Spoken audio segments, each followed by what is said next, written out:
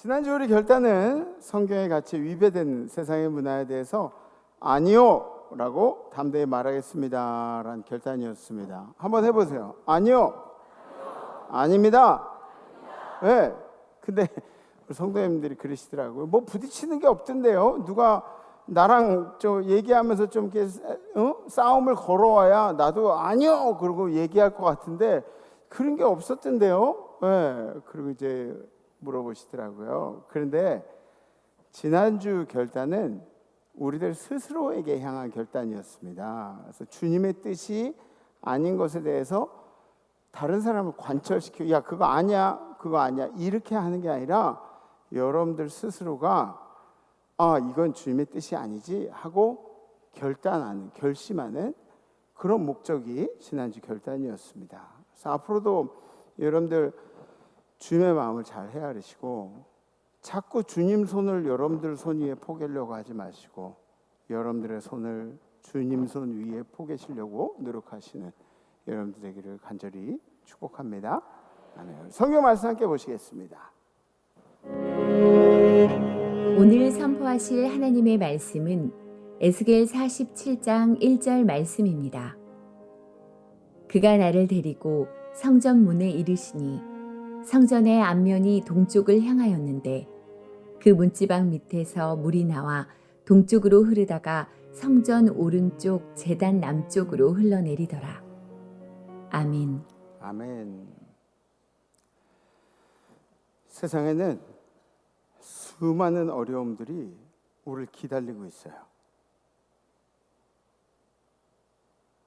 그래서 인생을 이렇게 보면 행복한 일보다 힘들고 어려웠던 일들이 생각이 더 많이 납니다. 어떤 사람은 병 때문에 힘들어하죠. 건강 때문에 이제 막 고통스러워하고, 어떤 사람은 경제적인 문제 때문에 힘들어하기도 하고, 어떤 사람은 관계성 때문에 힘들어하기도 하고 그래요. 그런데 이렇게 특별하게 무엇 때문에 힘든 그런 경우들 말고도 우리 모두가 공통적으로 지나가는 그런 어려움들이 존재한다는 거죠.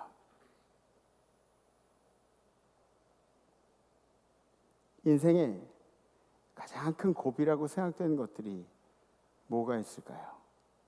제가 주관적으로 느끼기에는 이 정도가 되는 것 같아요. 누구에게나 다가오는 그런 위기라는 거예요. 첫 번째, 사춘기라는 거예요. 사춘기는 우리의 정체성의 혼란의 시기가 이제 찾아오죠. 정립이 되는 거예요, 머릿속에. 근데 예전에는 중학교 1, 2학년 되면 사춘기라 그랬는데 지금은 초등학교 5학년 때 이미 사춘기가 온대요. 그러니까 아이들 그 성장도 굉장히 빠르고 생각도 굉장히 빠르고 어렸을 때 접하는 정보의 양도 굉장히 많은 거예요. 정체성의 혼란 시기, 사춘기. 여러분들의 자녀들이 우리 아이들은 사춘기를 겪지도 않았어. 아니, 사춘기를 겪었는데 여러분들에게 표현을 안 하고 그렇게 넘어간 자녀들은 아주 훌륭한 자녀들이에요. 두 번째, 고3. 자신의 성취에 도전하는 첫 번째 시기라는 거죠. 고3들은 공부한 놈들도 힘들지만 공부 안 한 놈들도 힘들어요. 그냥 고3이 힘들어요. 고3이. 네. 고3이라는 시기를 이렇게 잘 지나가야 되죠. 어떤 자녀는 재수를 해요. 그러면은 온 가족이 고3 시기를 2번 맞이하는 거예요. 삼수를 하면 3번 맞이하는 거고, 네, 계속 그렇게. 네. 자녀가 둘인데 둘 다 재수를 하면 그럼 이제 4년 동안 고3이 되는 거죠. 네. 세 번째, 갱년기가 다가옵니다. 갱년기가 사춘기보다 세요, 약해요? 세요. 갱년기. 우리 호르몬이 변화하는 시기.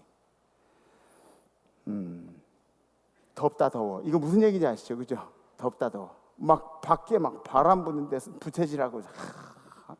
이 시기가 언제쯤 오냐면 제가 장가 갈 때쯤 되니까 저희 엄마가 막 밖에 바람 부는데 부채질을 하고 있는 게 집에서 덥다 더워 막 이러고 막 이런 엄마들이 이제 그 시기가 되는 게 그 호르몬의 변화의 시기. 사춘기보다 이 갱년기가 훨씬 더 무섭습니다. 그래서 남성분들은 갱년기 때 잘해드려야 돼요. 잘 모셔야 돼요. 그때 아셨죠? 어? 갱년기 때 잘 모셔야 돼요. 네 번째, 요건 이제 남자분들한테 해당되는 그런 건데 권태기라는 권태기. 권태기는 뭐냐면 무기력의 시기예요. 어떤 분들은 이제 권태기가 부부 사이에 뭐 소원해지고 이런 걸 권태기라고 얘기하는데 물론 그것도 권태기지만 권태기라는 게 이제 무력의 시기예요. 무기력의 시기예요. 귀찮아지면 다 귀찮아져요. 모든 게 회사 가는 것도 귀찮고 의욕이 떨어져요. 교회 오는 것도 귀찮고 다 귀찮아져. 설레임과 기대가 사라지는 그 시기가 바로 이 권태기라는 거죠. 이때는 뭐가 생기냐면 관계의 위기들이 생겨요. 그래서 내가 그냥 나도 모르게 그냥 다 귀찮아 이렇게 그냥 가만히 표현하는 건데 상대방은 내가 귀찮은가 보다 이렇게 생각할 수도 있고, 또 가족들한테도 뭐 내가 열심히 살아가고 있는데도 불구하고 이상하게 누군가는 우리 아빠가 책임감이 없는 것처럼 느껴질 때가 있고 내 남편이 책임감이 없는 것처럼 느껴지는 이런 권태기가 또 찾아온다는 거죠. 다섯 번째, 은퇴의 시기라는 거죠. 은퇴 시기. 은퇴 시기가 이제 뭐 그 학문적으로는 소셜 데스라고 그렇게 얘기를 해요. 그러니까 사회적으로 기능을 다한 시기. 그러니까 사회적으로 기능을 다했다고 그렇게 생각을 하니까 은퇴를, 나는 더 일할 수 있는데 은퇴를 시키니까 마음이 이렇게 굉장히 자격지심도 생기고 허무하기도 하고, 또 뭐가 생겨요? 섭섭하기. 다 섭섭해. 그냥 은퇴하고 나면 다 섭섭해. 아들 새끼들 무시하는 것 같고 그런 상실감이라는 게 우리 인생 가운데 찾아올 때 그때 굉장히 큰 위기를 겪게 된다는 거죠. 어떤 사람들은 이런 시기를 안 겪었다 뭐 이렇게 얘기하지만 안 겪는 사람이 없어요. 다 겪어요. 근데 누구는 조금 더 아프게 지나가고 누구는 조금 덜 아프게 지나가고 이런 차이가 있긴 있다는 거죠. 이러한 인생의 과정은 크리스찬들에게 굉장히 중요합니다. 왜냐하면 크리스찬들이 크리스찬으로서 이 인생의 위기의 과정들을 잘 겪고 나면 누군가가 아파하는 사람들에게 도움이 될 수 있고 용기를 줄 수 있고, 그리고 어떤 때 이런 때에는 크리스찬들은 어떻게 견뎌내야 하는가 이런 가이드라인들을 제공할 수가 있다는 거죠. 이 위기의 시기에는 나도 날 잘 몰라. 나도 날 몰라. 갑자기 내가 어떤 일을 할지, 내가 어떤 상황들을 막 이렇게 벌일지 이런 거 컨트롤이 잘 안 되는 시기가 바로 우리 인생의 위기 시기입니다. 좌절하기도 하고 누군가에 기대고 싶기도 한데 기대는 게 자존심도 상하기도 하고, 또 누가 나를 이렇게 받쳐주고 그럴 사람이 있긴 하겠어요. 도움을 요청하고 싶은데 자존심이 상하기도 하고 뭐 이런 것들. 그리고 갑자기 막 그런 게 있어요. 막 옥상에서 뛰어내리고 싶고 막 인생 포기하고 싶고 이런 생각들이 다가올 때가 있다는 거죠. 그럼 이 위기의 시기에는 어떻게 견뎌나가는 게 좋겠습니까? 크리스찬들이 어떻게 견뎌나가야겠어요? 우리 인생을 말씀으로 묵상하는 일이 중요하다는 거예요. 우리 인생에 대해서 말씀으로 묵상하는 게 중요하다. 이 굉장히 티피컬하죠. 목사님이 하신 얘기, 그죠? 이거 제가 한 얘기 아니래요. 칼빈이 한 얘기예요. 말씀 묵상이라는 건 뭐냐면 나의 생각을 뛰어넘어서 하나님의 마음으로, 하나님의 관점으로 나를 바라본 일이 묵상이라고, 말씀 묵상이라고 칼빈이 얘기하는 거예요. 그러니까 내가 나를 바라보기에는 어때요? 미약하고 나약하고 나를 보면 좀 부족하고 좀 이렇게 뭔가 모질라 보이고 막 저도 그래요. 저도 막 설교하고 나면은 그러면 이 얘기 하지 말 걸, 이거 하나님의 뜻이 아닌 것 같은데 막 이러고 설교하고 나면 다른 목사님들은 설교 잘하는데 왜 나는 이 정도밖에 안 될까? 막 그러고 고민하고 막 그래요. 생각하기에 너무너무 부족해 보이고 나약해 보이고 막 그러는 거예요. 근데 하나님이 나를 보신 눈은 내가 나를 본 눈하고는 다르다는 거예요. 하나님이 나를 보시는 눈은 절대로 미약하게 보지 않으세요. 하나님은 우리를 너무너무 고귀하게 생각하셔서 너무너무 사랑하셔서 자기에게 있어서 가장 중요한 자기의 아들을 저 수치스러운 나무 십자가에 매다시는 그런 작업을 하신 분이에요. 여러분들 위해서 그 누구보다도 큰 희생을 치르신 분이죠. 우리의 구원이 공짜로 얻게 된다고 주님만 고백하면 구원받는다 그래가지고 누가 희생을 안 한 게 아니에요. 하나님은 엄청난 희생을 하고 여러분들에게 구원이라는 선물을 허락하신 거예요. 저는 그래요. 저는 여기 우리 원로 장로님들도 계신데 저 어렸을 때 좀 천덕꾸러기, 막 장난꾸러기, 막 저대로 그냥 놔둬도 되나, 저거 목사 아들이라고 그냥 가만 냅둬도 되나, 막 이런 그렇게 까불고 막 그랬던 적이 있어요. 근데 그런 저도 저희 엄마가 보기에는 장점이 보이는 거예요. 다른 장점은 누가 아멘 하셨어요? 네, 좋아. 네. 누가 다른 장점은 별로 없는데 근데 우리 엄마는 항상 나한테 정국이는 착하다고. 엄마의 눈으로 보면은 장점이 하나도 없는데 자랑할 게 아무것도 없는데 그냥 저희 엄마 눈에는 얘는 착하다는 그런 것도 장점으로 보니 착하지 않은 사람이 세상에 어디 있어? 그리고 장점 없는 특징 없는 그런 사람들한테 칭찬하기 제일 좋은 게 그래도 착해 이게 제일 그런 거 아니야? 내 새끼는 자랑할 게 없는데 그래도 특별히 자랑할 건 없어도 착해 뭐 이런 거야. 그러니까 그렇게 우리 엄마한테 가스라이팅 당해가지고 지금 목사하고 있는 거야 지금. 계속 착하다. 착하지 않으려고 그래. 삐뚤어질 테다 그래도 우리 전국인 착하니까 막 이래. 그러니까 여러분들 생각해 보세요. 여러분들 스스로가 여러분들을 볼 때는 굉장히 부족해 보일 수도 있어요. 또 여러분들 스스로의 건강을 생각하면 나약해 보일 수도 있고 여러분들의 경제 상황을 보면 왜 이렇게 부족해? 난 이게 능력이 없어 이렇게 생각할 수도 있는데 근데 그거 말고 묵상을 하게 되면 우리를 진심으로 사랑해 주시는 하나님의 눈으로 여러분들을 바라보게 돼서 여러분들의 진가를 발견하게 된다니까요. 묵상을 열심히 하세요. 우리 옆에 분에게 묵상 열심히 합시다. 시작.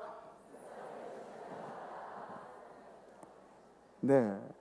오늘 에스겔서에서 그 이야기를 우리에게 해주고 있는 거예요. 에스겔이 환상 중에 뭔가를 보게 되죠. 성전으로 이끌려가 가지고 그리고 환상을 보는데 어떤 환상이냐면 성전이 거기 있는데 성전 동편으로 물이 스물스물 흘러나온다는 거예요. 그 물이 처음에는 쪼르륵 이렇게 흐르는 물이었는데 동쪽의 문지방으로 흘러나와 가지고 이렇게 가지고 남쪽으로 흘러내리는데 여러분들 물이 그 당시에는 뭘 상징하는 거죠? 물은 생명을 상징해요. 물이 없으면 죽어요, 그죠? 생명을 상징하는 게 물인데 성전에서 생명력이 흘러나왔다라고 이야기하는 거예요. 그래서 성전의 가장 큰 기능 중에 하나가 뭐죠? 말씀이에요, 말씀. 천주교랑 기독교랑 다른 이유가 여기부터 달라지는 거예요. 천주교는 의식을 중요하게 생각해요. 그러니까 천주교에는 신부가 다른 신부가 와도 상관이 없어. 왜? 의식이 중요하니까. 근데 교회는 어때요? 말씀이 중요한 거예요. 말씀 전하는 목사가 꼴보기 싫으면 교회에 남아있을 수가 없는 거야. 그러니까 말씀이 중요한 건 말씀이 하나님의 말씀이 생명력이 되어서 우리 인생 가운데도 흘러내린다는 거죠. 그래서 제가 여러분들에게 전하면 제가 물론 부족함도 많고 또 가끔은 제 개인적인 그런 사고나 아니면은 뭐 이런 철학 같은 것들 그런 것들 얘기하는 경우도 있는데 이런 것도 이제 여러분들 머릿속에 주님이 다 지워주실 거예요. 근데 그런 거 말고 사실은 제가 가장 중요하게 생각하는 게 말씀 전하는 게 말씀. 말씀. 근데 이거를 말씀을 그냥 먹으면 목이 뻣뻣해. 그러니까 여러분들한테 이렇게 뭐 예화도 들려주면서 뭐 비유도 해가면서 그러면서 이제 여러분들한테 전해드리잖아요. 말씀의 핵심은 하나님의 말씀이에요. 하나님의 말씀.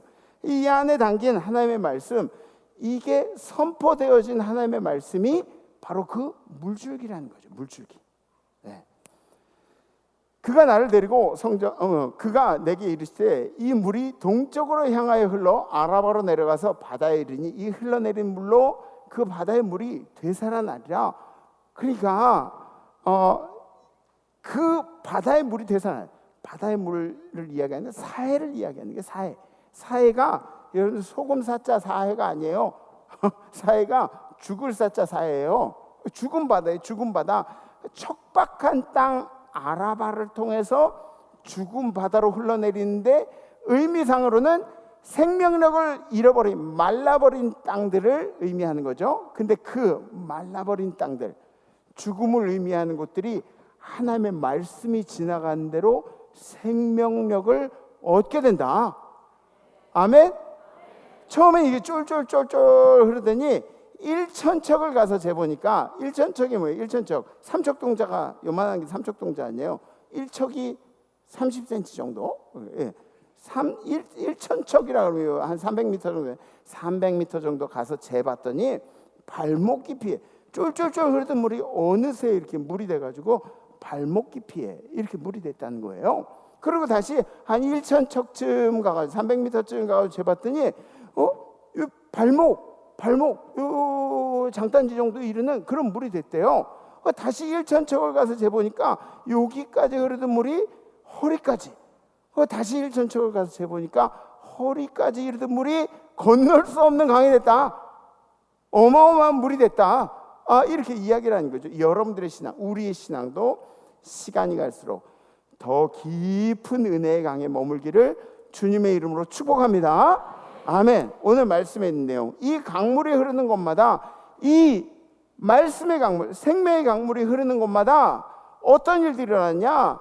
번성하는 모든 생물이 살고 또 고기가 심이 많으리니 이 물이 흘러 들어감으로 바닷물이 되살아나겠고 이 강이 이르는 각처의 모든 것이 살 것이며 또 이 강가에 어부가 설 것이니 엔게디에서부터 에네글라인까지 금을 치는 곳이 될 것이라. 그 고기가 각기 종류를 따라 큰 바다의 고기같이 심이 많으려니와 강 좌우가에는 각종 먹을 과실나무가 자라서 그 잎이 시들지 아니하며 열매가 끊이지 아니하고 달마다 새 열매를 맺으리니 그 물이 성소를 통하여 나옴이라.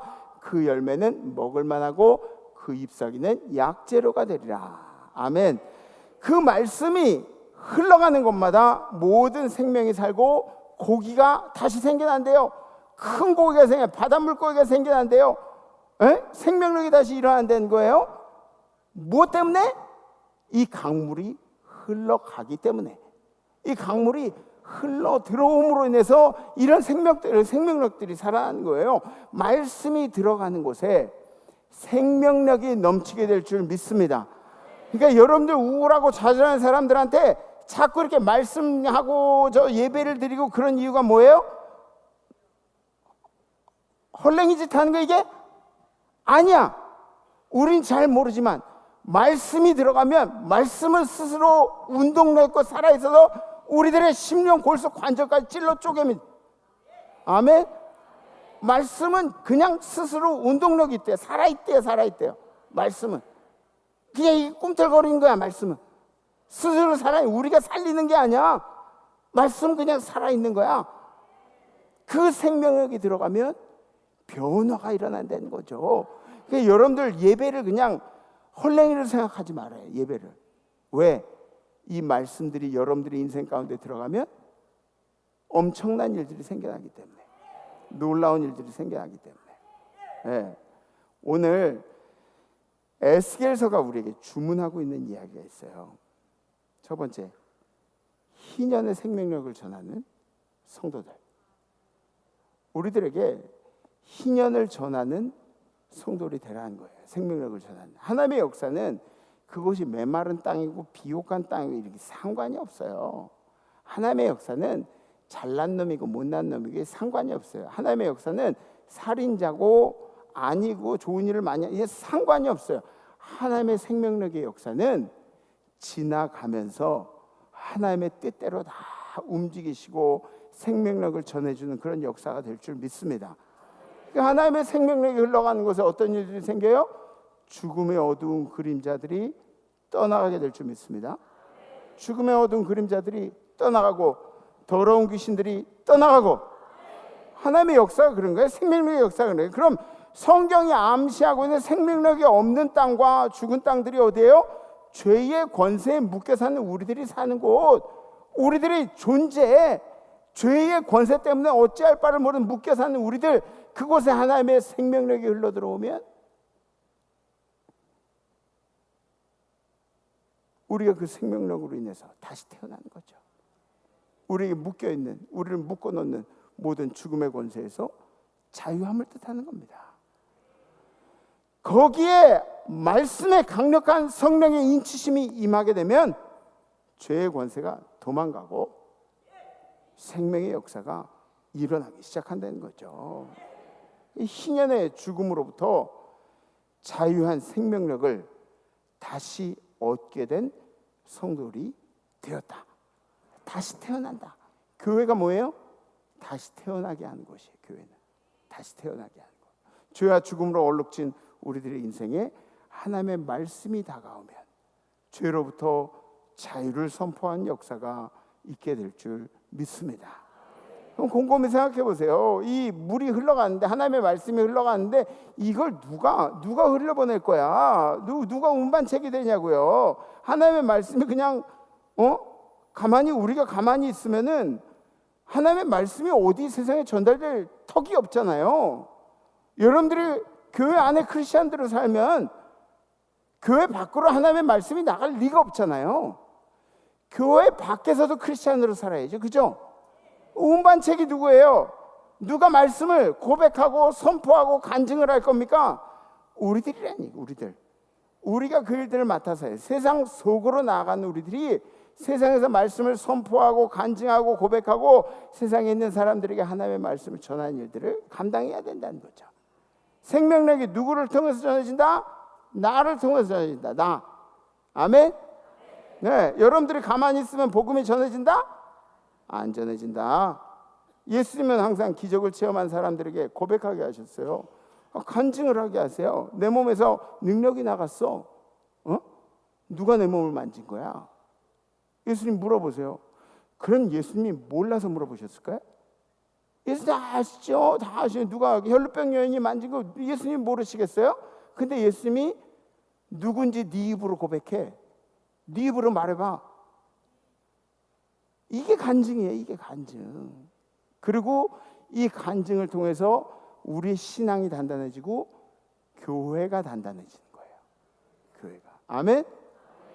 두 번째, 희년의 풍성함을 누리는 성도들. 희년의 풍성함을 누리는 성도들.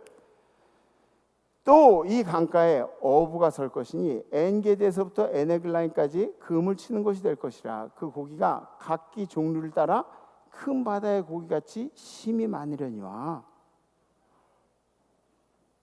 먹고 사는 그 풍요로운 삶에 대해서 얘기를 하고 있어요. 성경이 제가 얘기하는 게 아니라 성경이 얘기하고 있는 거예요. 은혜를 누리는 사람들 중에 이렇게 먹고 사는 풍요로움을 누리는 사람들이 생길 것이다.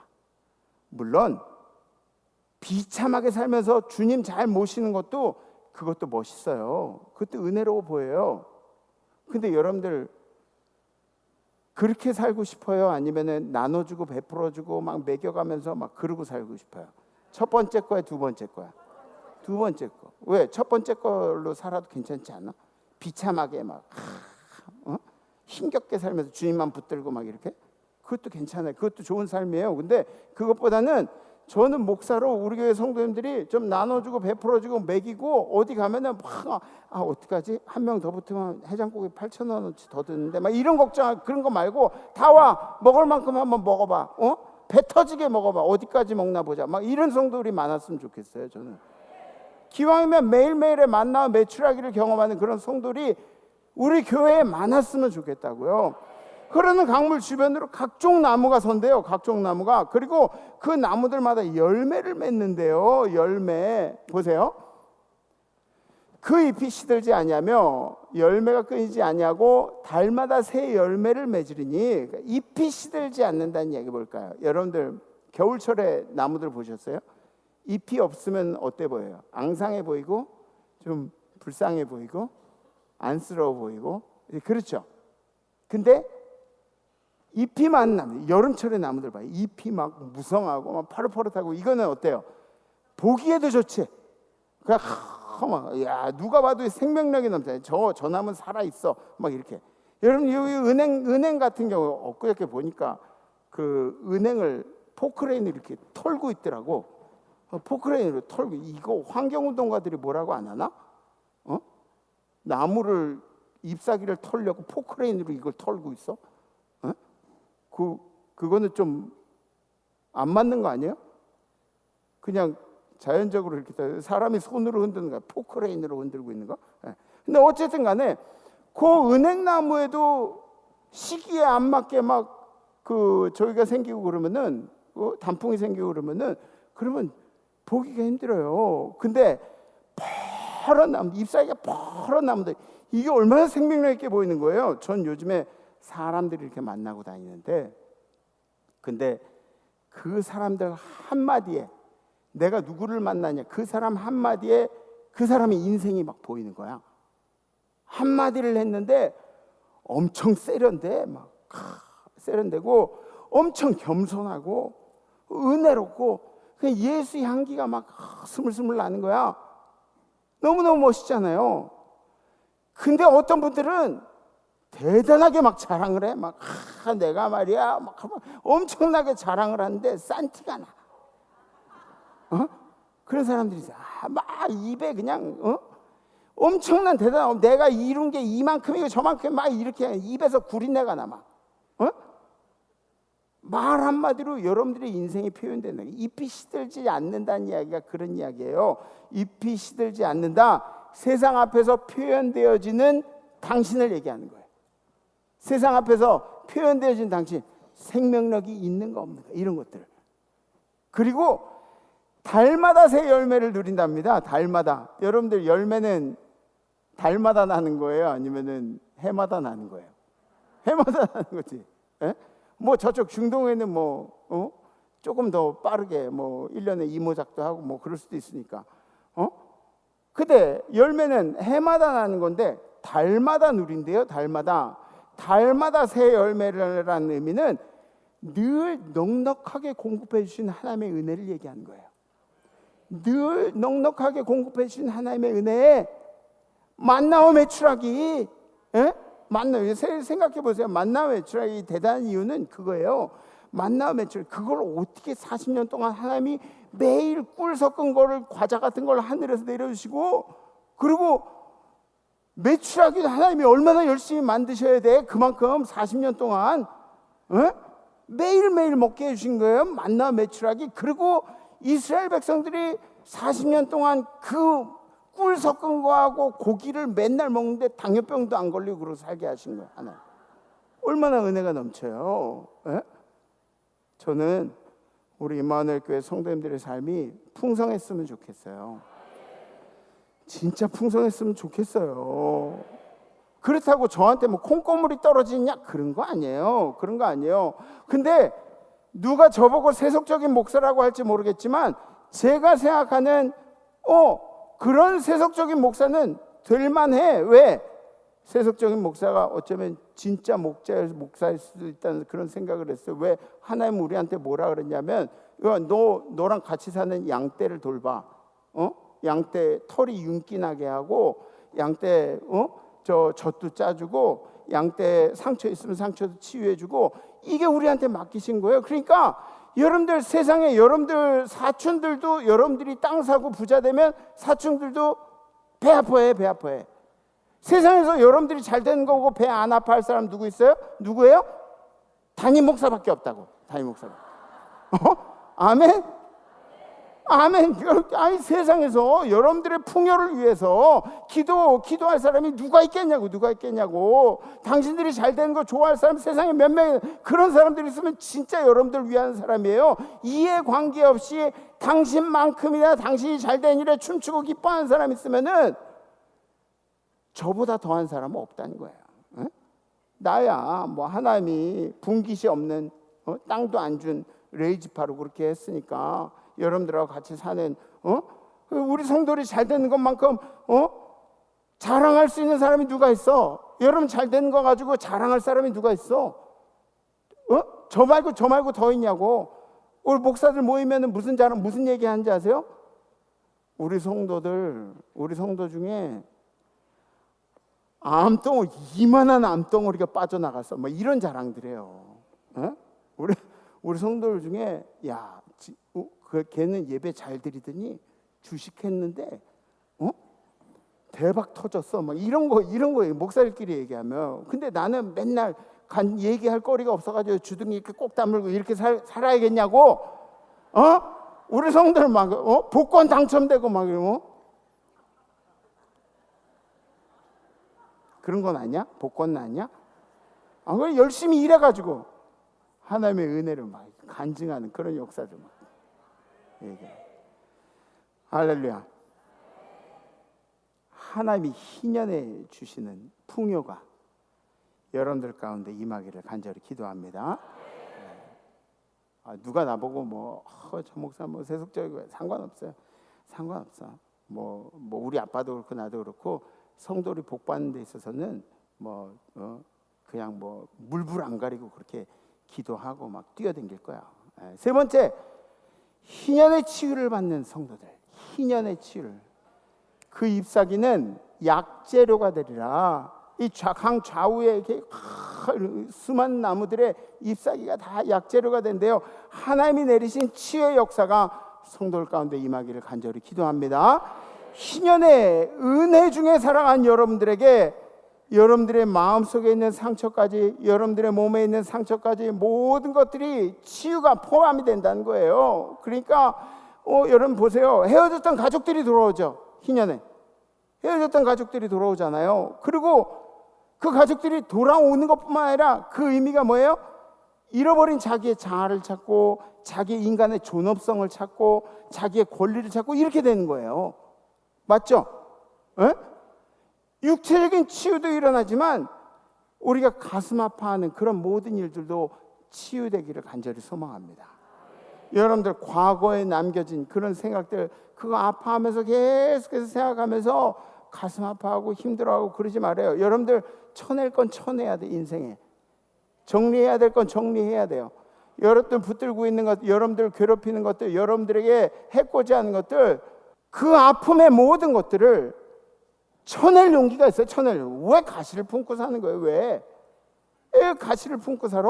막 피를 철철 흘리면서도 이건 내 사명이라고 막 이렇게 가시를 품고 사는 그런 성도들도 있어요. 그런 관계성들에서 뛰어나오라고요. 뛰어나오는 게 이게 치유의 시작이에요. 여러분들이 목사예요? 왜 피를 철철 흘리면서 가시를 품고 있어?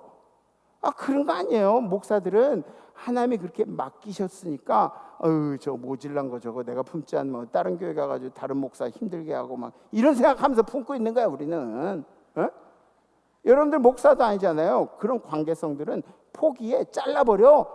용기 있게 잘라버리라고. 정리하라고. 용서? 정말 할 수 있어? 용서? 웃기지 마. 무슨 용서를 해? 용서하는 척하는 거지. 그런 피해요. 그 사람, 그 상황, 그 관계성들을 피해서 도망가란 말이야. 생산적으로 희년의 치유를 위해서. 그게 여러분들이 해야 할 일이라는 거예요. 여러분들의 인생에 대해서 누구도 비난하지 않아요. 여러분들의 선택에 대해서 누구도 비난하지 않아요. 그게 치유고 그게 상처 회복의 시작이 되는 거예요. 그리고 행복하셨으면 좋겠어요. 우리 성도님 행복하셨으면 좋겠어요. 많이 웃었으면 좋겠어. 제가 용한 목사라 그랬죠. 저는 여러분들 이렇게 걸어갈 때 그 뒤에서 보면은 머리가 막 헝클어진 머리가 보여. 아, 문제가 있구나. 용환 목사니까.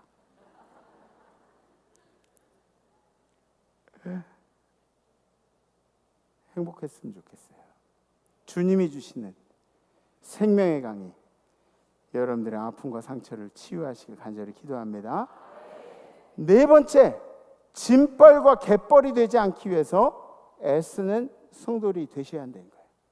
짐벌과 갯벌. 짐벌과 갯벌의 의미가 뭐냐면, 짐벌과 갯벌은 변하지 않는 땅을 의미하는 거예요. 아무리 생명력이 흘러넘쳐도 변하지가 않는 땅이 있어요. 그걸 성경에서 짐벌과 갯벌이라고 그렇게 이야기하는 거예요.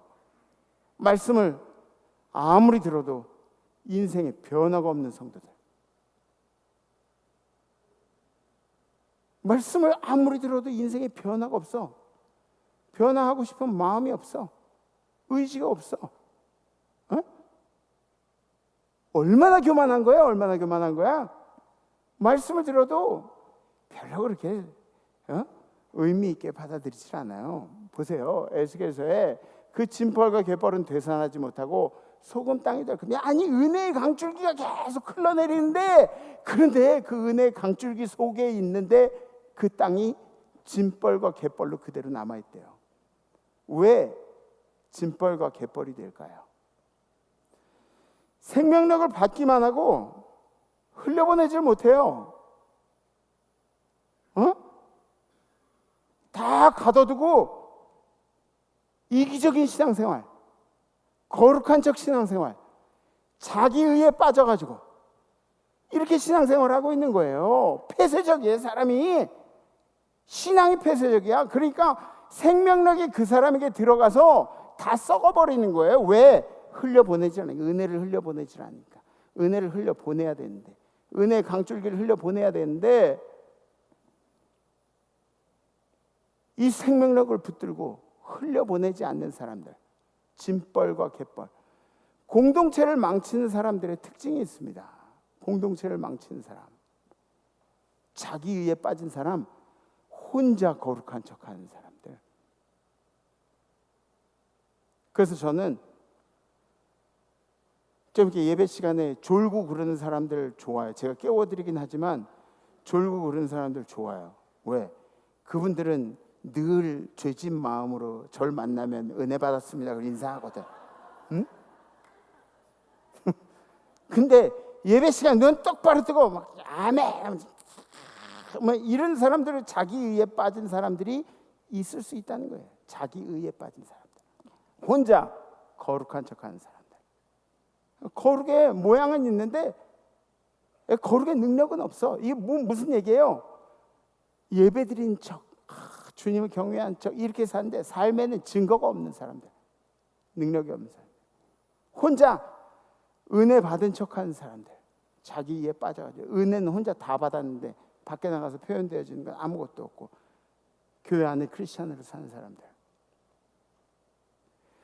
혼자 순종하는 척하는 사람들, 하나님께 또 목사님께 순종하고 그런 척하고, 이건 그냥 다 그냥 막 이렇게 겉으로 보이는 허세뿐이지, 겉으로 보이는 것뿐이지 진심은 그렇지 않는 그런 사람들이 있어요.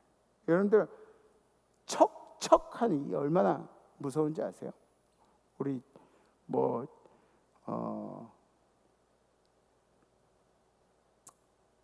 위선적인 일들, 그런 일들을 보고 우리 무슨 척한다 그러는데, 저 예전에 저희 장모님이 저 장가 올 때 해주신 금목걸이 말고, 우리 성도님 중에 지금 우리 교회 안 다니는데, 안 다니니까 제가 이런 얘기 하는 거예요. 우리 성도님 중에 저한테 금목걸이를, 이렇게 두꺼운 금목걸이를 선물해 주신 분이 계세요. 이렇게 두꺼워요. 그거를 하고 다녔어요. 하고 다니다가 때가 끼잖아. 그래서 저기다가 그 금방에다가 한번 닦아달라고, 반짝반짝 닦아달라고 그걸 보냈는데, 그거 가져왔는데 금목걸이가 아니라 구리 목걸이가 된 거야. 겉에 이렇게 도금한 거, 그런 걸 선물 주신 거야. 그래서 내가 이렇게 좋은 거 주셨다고 막 이렇게 얘기할 때는 아무 얘기 안 하고 있다가 그냥 순금준 척하고 있다가 말이야. 짐벌과 갯벌, 위선적인 사람들을 의미하는 거예요.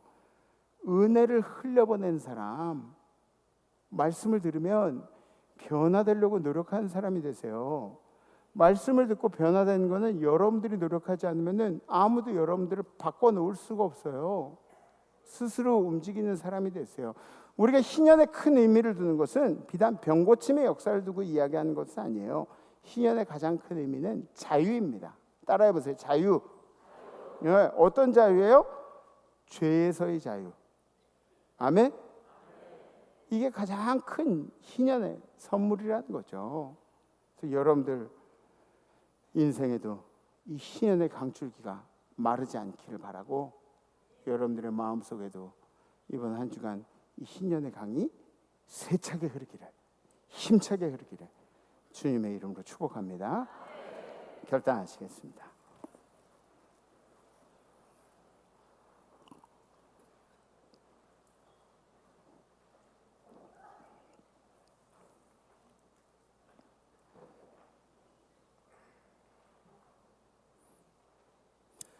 제가 어렸을 때 시골로 유학을 갔잖아요. 시골로 유학 갔을 때 동네를 가로지르는 강이 있었어요.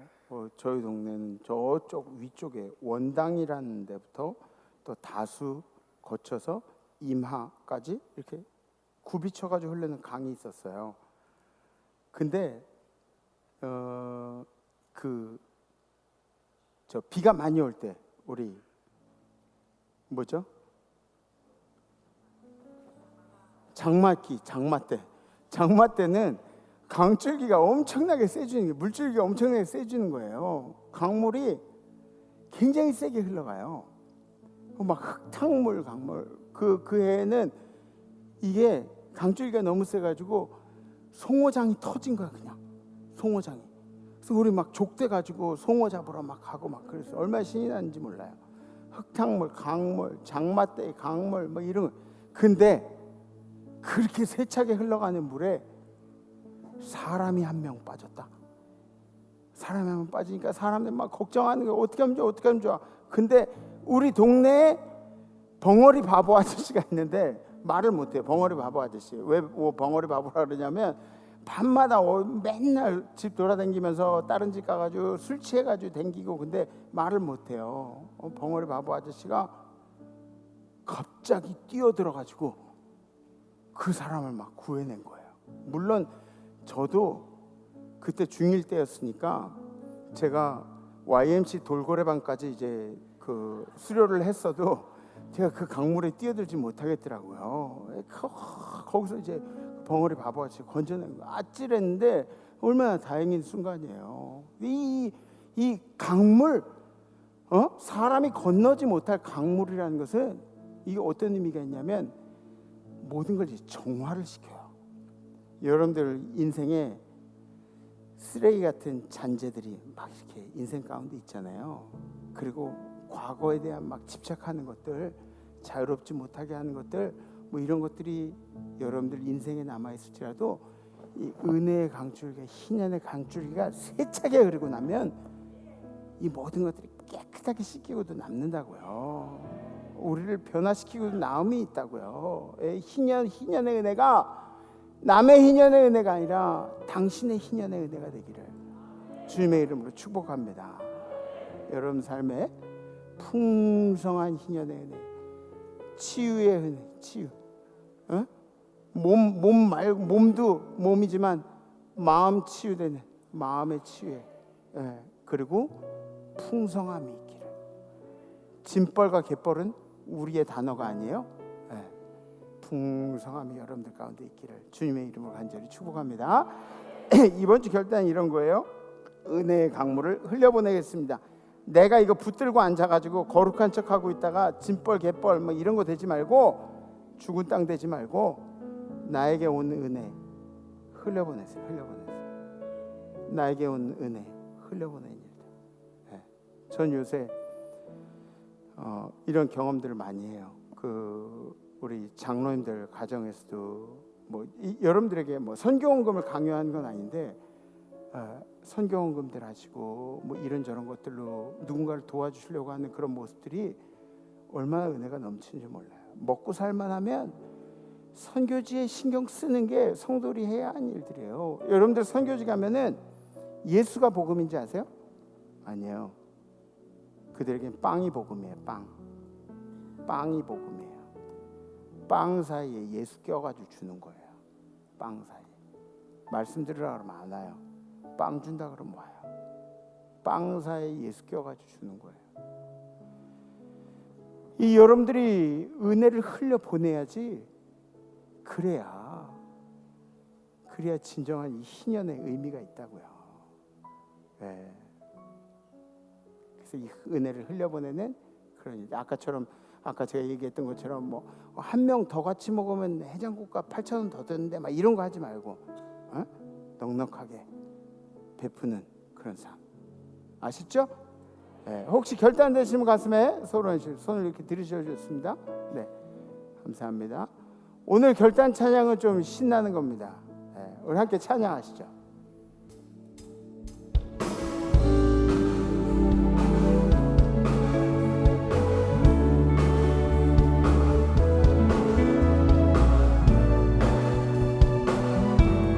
우리 박수 치면서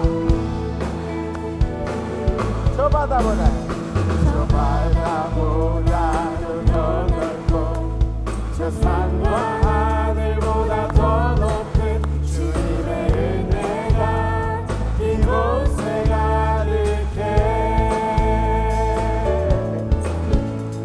살아계신 주 나의 하나님 언제나 넘치는 주의 사랑으로 내 안에 가득히 넘쳐 흐르네. 한 번 더.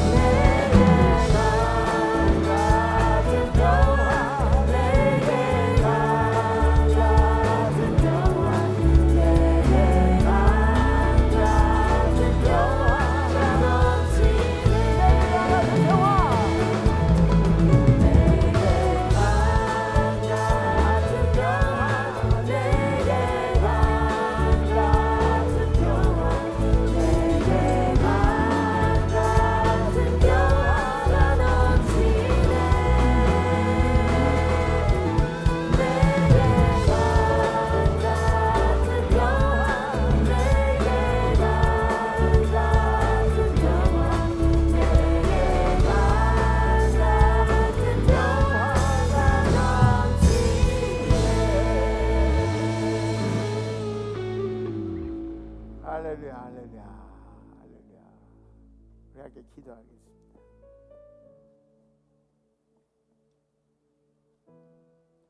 주님, 우리 임마누엘 재단에 이 신년의 강이 있게 하여 주시옵소서.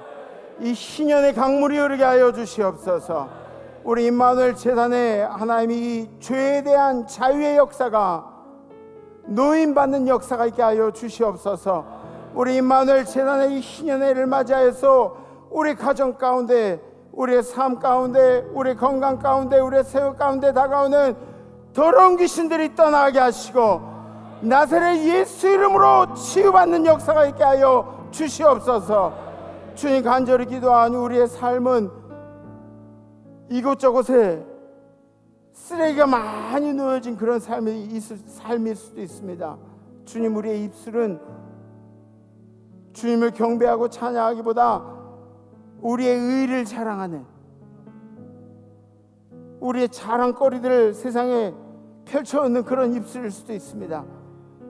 그러나 주님, 이 신년의 강이 흐를 때에 우리의 의들이 사라지고 우리의 묶인 것들이 다 풀려나며 우리의 붙잡혀 있는 것들로부터 자유하게 하여 주실 줄 믿습니다. 주님, 우리 임마누엘 재단이 신년을 노래하오니 이 신년의 주님께서 우리와 함께하여 주시옵소서. 믿고 나아가는 성도들마다 우리 주님이 우리 인생 가운데 주신 간증의 역사가 있게 하여 주시옵소서. 주님, 우리가 이 신년의 강이 흐를 때 짐벌과 갯벌이 되지 않기를 원합니다. 하나님, 우리의 삶 가운데 찾아오시는 우리 주님을 잘 흘려보내며 주님의 은혜를 흘려보내며 주님의 영광을 찬양하는 우리들이 되도록 인도하여 주시옵소서. 주님, 이번 한 주간 우리 성도들이 고민하고 그리고 살아가면서 결단해야 할 이 은혜를 우리에게서 흘려보내겠다고 하는 결단 주님께서 받으시고 우리 성도들의 삶에도 주님의 은혜로 넉넉하게 채워 주시옵소서. 이제 우리를 사랑하셔서 이 땅에 내려오시고 우리를 위해 모든 걸 내어주신 예수 그리스도의 은혜와 우리를 사랑하시되 말로만 하지 아니하시고 우리 위해 자기 아들 가장 큰 대가를 치러주신 하나님 아버지의 무한하신 사랑하심과 우리로 하여금 주님 붙들고 이 신년의 강물을 계속 우리 가슴속에 흘려보내게 하신 성령님의 교통하심이 우리 예배드린 우리 임마누엘 모든 성도들 가운데, 우리 성도들의 삶 속에, 성도들의 생활 가운데, 성도들의 가정 가운데, 성도들의 자손들 가운데, 해외 선교제 우리 선교사님들과 선교사님들의 가정 가운데, 선교사님들의 건강 가운데, 선교제 모든 백성들 가운데, 해외 나가 있는 성도들, 유학 중인 우리 자녀들, 군에 가 있는 우리 아들 딸들 가운데, 그리고 지금도 힘들고 어렵지만 이 고통스러운 과정 중에도 주님 잃지 않고 주님 붙들고 공군 붙어하는 우리 임마누엘 모든 성도들 가운데, 이 예배를 그리워하는 우리 임마누엘 모든 환들 가운데, 찬양한 천사들 가운데 이제로부터 영원토록 함께 하시기를 간절히 축원하옵나이다. 아멘. 아멘. 이번 한 주간 여러분들 계속 희년의 강이 흐르게 하시고 다음 주에 뵙겠습니다. 렛츠 임마누엘.